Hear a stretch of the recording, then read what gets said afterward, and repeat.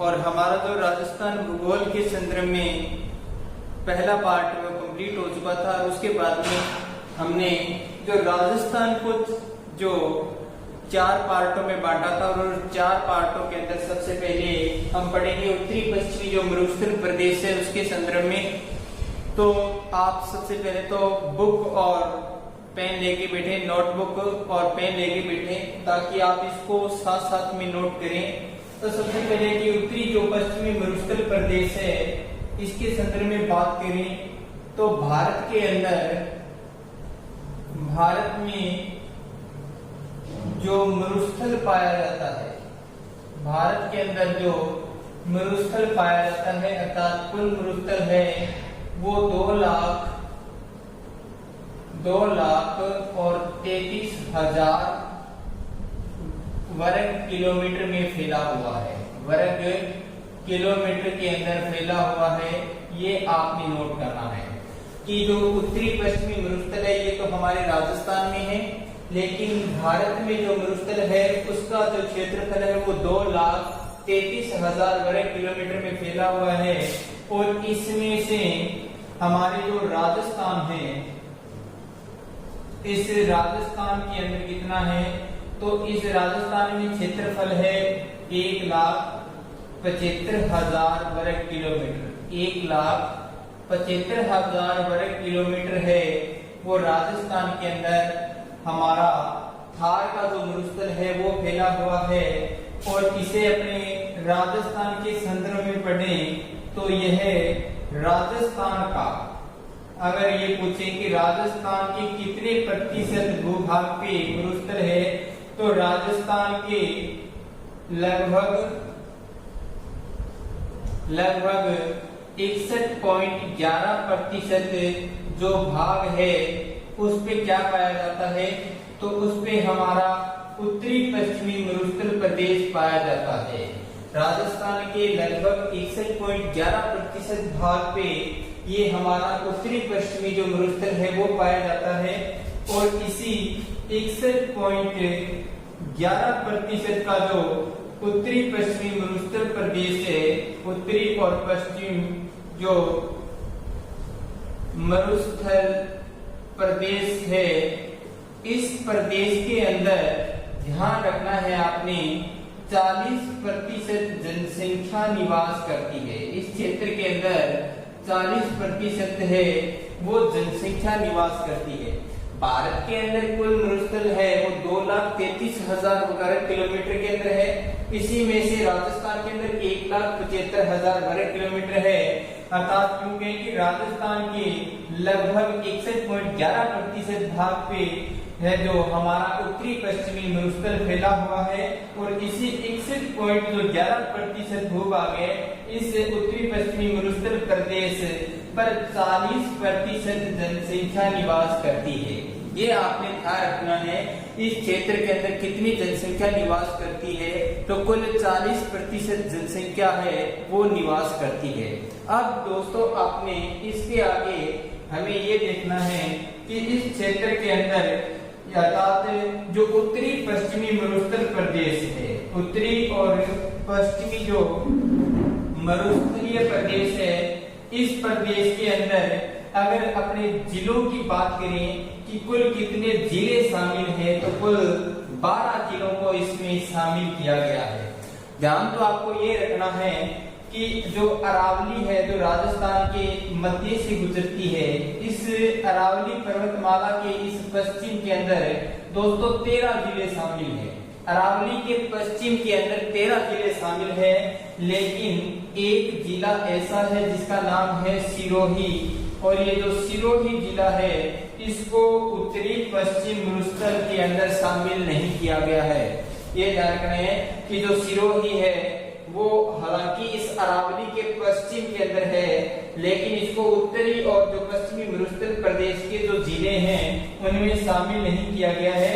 इसलिए हमें कह सकते हैं कि जो उत्तरी पश्चिमी मरुस्थलीय प्रदेश है उनमें जिलों की संख्या है वो टोटल 12 जिले इसमें शामिल हैं। अब हमने ये देखना है कि वो 12 जिले कौन से हैं जो इस उत्तरी पश्चिमी मरुस्थल प्रदेश के अंतर्गत आते हैं। तो आपने इसको साथ साथ में नोट भी करना है। और अभी अपने 12 जिलों के संदर्भ में बात करें तो ध्यान से देखिएगा कि जो हमारी रेड क्लिफ रेखा है जो राजस्थान के और पाकिस्तान के बीच में है, उस पर राजस्थान के 4 जिले स्थित है। इसके जो कुल 12 जिलों की बात करें तो रेड क्लिफ रेखा पे 4 जिले हैं। उनमें से पहला अगर बात करें तो गंगानगर है। गंगानगर रेड क्लिफ रेखा पे है। वही जिला उत्तरी पश्चिमी मरुस्थल प्रदेश का भी पार्ट है। गंगानगर के बाद में रेड क्लिफ रेखा पर आता है बीकानेर, और बीकानेर भी इसी भूभाग में है। और 3 नंबर पे आता है जैसलमेर। जैसलमेर रेड क्लिफ रेखा पर भी स्थित है और इधर उत्तरी पश्चिमी मरुस्थल प्रदेश में भी आता है। उसके बाद में 4 नंबर जो बाड़मेर है वो रेड क्लिफ रेखा पर पाकिस्तान के साथ भी सीमा बनाता है और यह उत्तरी पश्चिमी मरुस्थल प्रदेश में भी है। तो ये 4 जिले आपको याद हो जाएंगे क्योंकि इनकी सीमा है वो रेड क्लिफ रेखा अर्थात पाकिस्तान के साथ में लगती है। इसके बाद में आपको 5 नंबर पे बाड़मेर के बाद में आपको याद रखना है जालोर।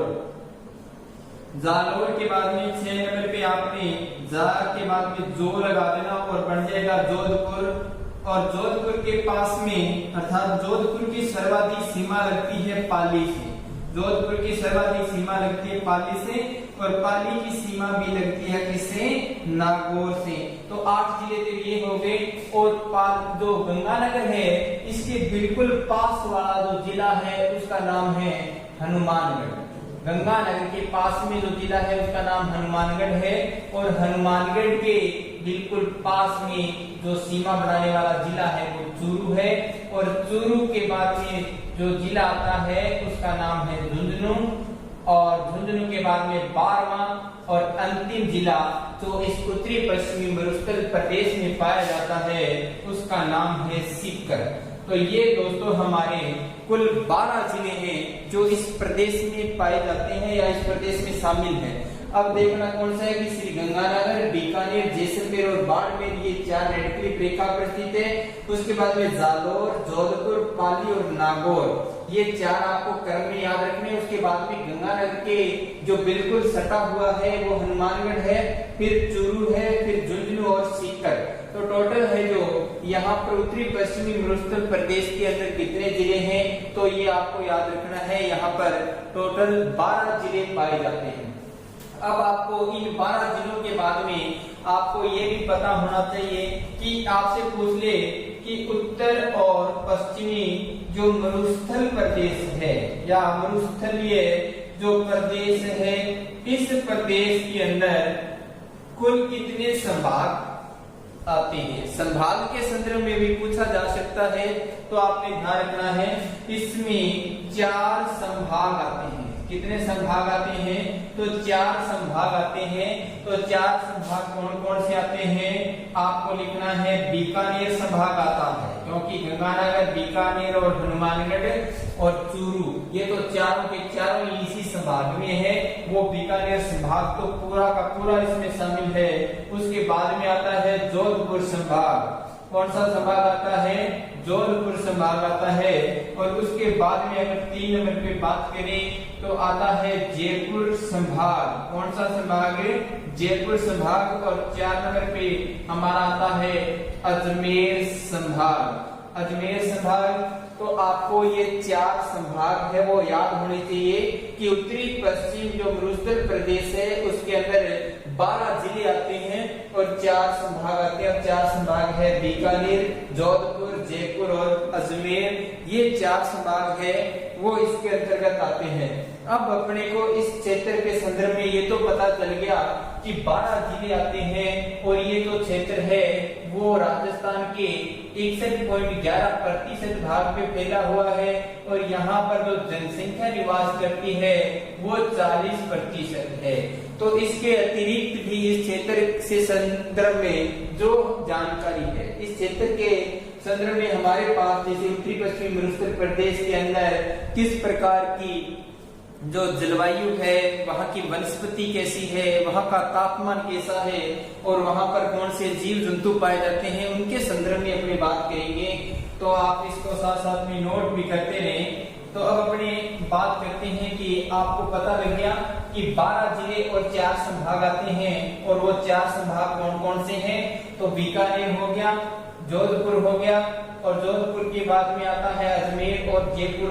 ये 4 संभाग आते हैं दोस्तों, इनको अच्छी तरह से आपको याद होना चाहिए। अब जो उत्तरी पश्चिम मरुस्थल प्रदेश है, इस प्रदेश के अंदर आपसे पूछ ले कि जलवायु कैसी पाई जाती है। जलवायु कैसी पाई जाती है, तो इस प्रदेश की जो जलवायु है वो बिल्कुल अपने कह सकते हैं कि उष्ण व अत्यधिक विषम जलवायु पाई जाती है। अत्यधिक विषम जलवायु पाई जाती है। इस प्रदेश के बारे में याद रखना कि जो उत्तरी पश्चिमी मरुस्थल प्रदेश है उसकी जलवायु है वो उष्ण व अत्यधिक विषम पाई जाती है। और इस जलवायु के बाद में आपको पढ़ना है तापमान, कि यहाँ का तापमान है वो कितना रहता है। सिर्फ अपने बात कर रहे हैं जो मरुस्थल प्रदेश है दोस्तों, अपने जो 12 जिले हैं उनके संदर्भ में बात कर रहे हैं। जो उत्तर पश्चिम का जो मरुस्थल है राजस्थान का, उस पार्ट की बात कर रहे हैं। तो उस प्रदेश का तापमान अगर पूछ ले हमसे गर्मियों में अधिकतर कितना रहता है, तो गर्मियों में तो आपको पता है अधिकतर ही रहेगा। और वो कितना रहेगा, तो अधिकतम की बात करें तो ध्यान रखना 49 डिग्री सेल्सियस तापमान है जो अधिकतम रहता है इस क्षेत्र में। और अगर हम पढ़ेंगे इस क्षेत्र में सर्दियों के अंदर, कहा सर्दियों में, और सर्दियों में तो तापमान न्यूनतम रहता है। तो न्यूनतम कितना रहता है, न्यूनतम यहाँ पर तापमान है वो -3 डिग्री सेल्सियस तक है जो नोट किया जाता है। अब आपको ये तो गर्मी और सर्दियों के संदर्भ में हो गया। अब आपसे पूछ ले कि उत्तरी और पश्चिमी जो मरुस्थल प्रदेश है, उत्तरी पश्चिमी जो मरुस्थल प्रदेश है, उस प्रदेश का आपसे पूछ ले कि औसत तापमान क्या है। आपसे पूछ ले कि औसत तापमान कितना रहता है, तो ध्यान रखना है औसत तापमान है वो 22 डिग्री सेल्सियस रहता है। उत्तरी पश्चिमी जो मरुस्थल प्रदेश है दोस्तों, उसका अगर आपसे औसत तापमान पूछे तो 22 डिग्री सेल्सियस रहता है। और इसके बाद में अपने को यहाँ पर देखना है कि इस प्रदेश की मिट्टी कैसी है। यहाँ पर पाई जाने वाली जो मिट्टी है उसके बारे में पूछे तो यहाँ की जो मिट्टी है वो रेतीली बलुई मिट्टी है।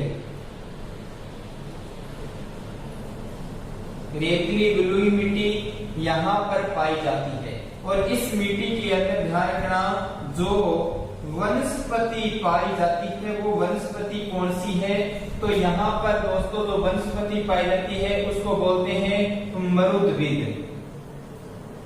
मरुद्भिद प्रकार की वनस्पति पाई जाती है। तो ये कौन सी वनस्पति होती है, कांटेदार झाड़ियां और उसके बाद में जो घास के अंदर अपन कुछ बात करें तो सेमड़ में धामन प्रकार की जो घास है वो यहाँ की वनस्पति के रूप में पाई जाती है, जिनको मरुद्भिद के नाम से जाना जाता है। दोबारा से आप इसको रिवीजन करेंगे कि जलवायु है वो उष्ण व अत्यधिक विषम पाई जाती है। तापमान यहाँ पर गर्मियों के अंदर अधिकतम है 50 डिग्री सेल्सियस पाया जाता है, और सर्दियों में न्यूनतम 3 डिग्री जो माइनस में है ये पाया जाता है। और यहाँ उत्तरी पश्चिम जो मरुस्थल प्रदेश है इसका औसत तापमान की अगर हम बात करें तो 22 डिग्री सेल्सियस है।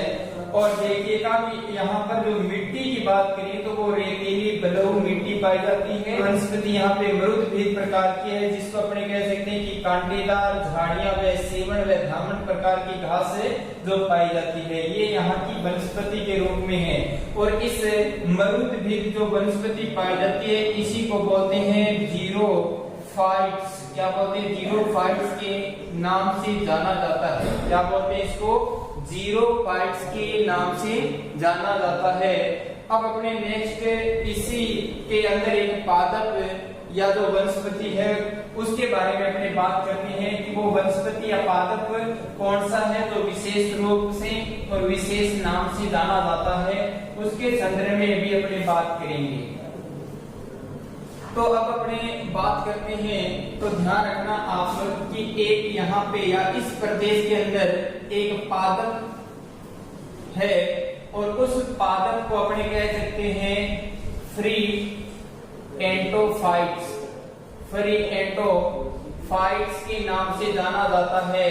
और इस पादप के जो मूसला जड़ है वो 20 से 30 फीट गहरी होती है, 20 से 30 फीट जो गहराई में होती है। ये आपका जो पादप है उसका नाम है थ्री एंटोफाइट्स, ये आपने नोट करना है। और इसकी जो जड़ होती है वो मूसला जड़ होती है, मूसला जड़ होती है और इतनी गहराई के अंदर पाई जाती है। आपको ये ध्यान में रखना है। अब आपको जो उत्तरी पश्चिमी मरुस्थल प्रदेश है इसके संदर्भ में अगर अपनी और बात करें तो दोस्तों इस उत्तरी पश्चिमी मरुस्थल को भी दो भागों में बांटा गया है। और वो दो भागों में जो बांटने का काम है वो करती है 25 सेमी समवर्षा रेखा, 25 सेमी समवर्षा रेखा इस प्रदेश को दो भागों में बांटती है। इस प्रदेश को कितने भागों में बांटती है? तो दो भागों में बांटती है। लेकिन आपने ध्यान रखना है कि जो उत्तरी पश्चिमी मरुस्थल प्रदेश है इस संपूर्ण प्रदेश की आपसे लंबाई भी पूछी जा सकती है कि उत्तरी पश्चिमी मरुस्थल प्रदेश की लंबाई कितनी है। तो 640 किलोमीटर इसकी लंबाई है। तो आपसे इसकी पूछी जा सकती है चौड़ाई कितनी है, तो आप लिख सकते हैं कि इसकी चौड़ाई है वो 300 किलोमीटर है। और इस प्रदेश की औसत ऊंचाई के संदर्भ में बात करें तो आप लगा लेना कि इसके संदर्भ में औसत ऊंचाई कितनी है। तो आप लिखेंगे 200 से लेकर 300 मीटर। क्या लिखेंगे? मीटर लिखेंगे कि यहाँ पर जो उत्तरी पश्चिमी मरुस्थल प्रदेश है उसकी लंबाई 640 है और चौड़ाई है वो 300 किमी है। और इस प्रदेश की औसत ऊंचाई है वो 200 से 300 मीटर है। अब हमने जो बात की है कि इस प्रदेश को दो भागों में बांटने का काम किया गया है 25 सेमी समवर्षा रेखा के द्वारा। उत्तरी पश्चिमी मरुस्थल को दो भागों में बांटा है किसने? 25 सेमी समवर्षा रेखा ने बांटा है। तो पूरे राजस्थान को दो भागों में बांटने वाली रेखा है जिसको बोलते हैं 50 सेमी समवर्षा रेखा बोलते हैं। ध्यान रखना। लेकिन इस उत्तरी पश्चिमी मरुस्थल प्रदेश को दो भागों में बांटने का काम करती है 25 सेमी समवर्षा रेखा। और वो दो भाग कौन कौन से हैं उनके संदर्भ में बात करें तो एक तो है इसका या उत्तरी पश्चिमी मरुस्थल का जो भाग है जिसका नाम है अपने महान मरुस्थल, महान मरुस्थल। और इधर जो दूसरा पार्ट है इसको कहेंगे लघु मरुस्थल, इसको कहेंगे लघु मरुस्थल कहेंगे। अब महान मरुस्थल है इसके संदर्भ में आज हम अभी बात करेंगे कि महान मरुस्थल अर्थात इसके संदर्भ में अगर दूसरा नाम देखें तो इसको बोलते हैं शुष्क मरुस्थल, इसको बोलते हैं शुष्क मरुस्थल बोलते हैं। इसको बोलते हैं अर्ध शुष्क, इसको बोलते हैं अर्ध शुष्क मरुस्थल। तो ये आपको नाम ध्यान रखना है। इसको रेतीला मरुस्थल बोलते हैं तो उधर वाले को या साथ लघु और अर्ध शुष्क प्रदेश को बागर मरुस्थल के नाम से भी जाना जाता है। अब हम दोस्तों बात करेंगे महान मरुस्थल या शुष्क मरुस्थल के संदर्भ में। तो चलते हैं और महान मरुस्थल के संदर्भ में बात करते हैं। तो दोस्तों आप इसको साथ साथ में नोट करते रहें ताकि आपको ये अच्छी तरह से याद हो जाए। तो इस प्रदेश के अंदर आज हम पढ़ेंगे महान मरुस्थल प्रदेश। महान मरुस्थल जो प्रदेश है इसके बारे में पढ़ेंगे। अब देखना क्या है आपने कि जो उत्तरी राजस्थान है और उस राजस्थान को 4 पार्ट में बांट लिया गया है। एक तो उत्तरी पश्चिमी मरुस्थल प्रदेश हो गया, फिर अरावली पर्वत श्रृंखला वाला प्रदेश हो गया, फिर पूर्व का मैदान हो गया, और उसके बाद में जो प्रदेश आता है उसका नाम है दक्षिणी पूर्वी पठारी प्रदेश। अब जो दक्षिणी पूर्वी पठारी प्रदेश के बाद में हमने बात की थी उत्तरी पश्चिमी मरुस्थल प्रदेश की, इसको भी कितने भागों में बांट दिया गया? 2 भागों में, महान मरुस्थल और दूसरा हो जाएगा लघु मरुस्थल। ये 2 पार्ट अभी आपको बताए हैं, लघु मरुस्थल, ये 2 पार्ट आपको भी बताए हैं। इसी को 2 भागों में बांट दिया। अब जो महान मरुस्थल है इसको भी हमने 2 पार्टों में बांटना पड़ेगा, फिर अपने को इसको पढ़ना पड़ेगा। जो महान मरुस्थल है इसको 2 भागों में किस लिए बांटेंगे? क्योंकि इस महान मरुस्थल के अंदर ऐसे भाग हैं जहां पर या तो मिट्टी बहुत ज्यादा है, बालू रेत ज्यादा है, और या ऐसे क्षेत्र है जहां पर बिल्कुल भी बालू रेत नहीं है। तो इस संदर्भ में बांटेंगे तो अपने कह सकते हैं 1 नंबर भाग है बालू का स्तूप युक्त प्रदेश, बालू का स्तूप युक्त प्रदेश, ये 1 नंबर पे पढ़ेंगे अपने, जिसका नाम है बालू का स्तूप युक्त प्रदेश। और 2 नंबर पे अपने पढ़ेंगे बालू का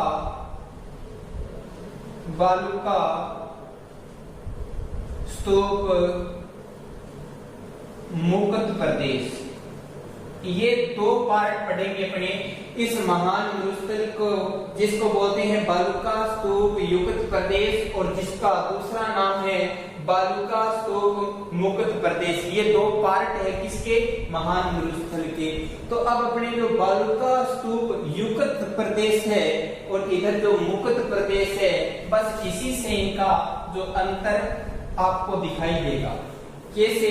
कि जो अब बालू का स्तूप जो युक्त प्रदेश है इसकी परिभाषा लिखेंगे तो लिखेंगे कि वह क्षेत्र, परिभाषा में लिखेंगे कि वह क्षेत्र जो पूर्णतः बालू रेत से ढका हुआ होता है उसे क्या कहते हैं? वह बालू का स्तूप युक्त प्रदेश में शामिल किया जाता है। ध्यान से देखिए कि जो प्रदेश पूर्णतः बालू रेत से या जो मिट्टी है बलू मिट्टी उससे ढका रहता है उसको शामिल किया गया है बालू का स्तूप युक्त प्रदेश में। इसमें शामिल किया गया है, बालू का स्तूप युक्त प्रदेश में शामिल किया गया है। तो ध्यान रखना है आपने, जो मरुस्थल प्रदेश है उस मरुस्थल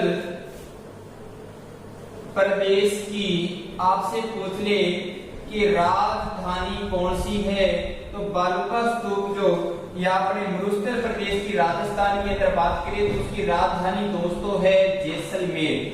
बालू का स्तूप या जो रेगिस्तान या मरुस्थल जो प्रदेश है उसकी राजधानी पूछ ले तो जैसलमेर आएगा। ये आपने ध्यान रखना है।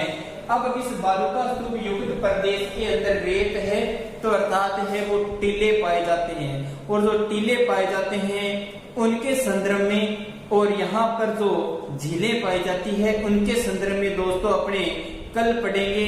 और तब तक के लिए धन्यवाद दोस्तों।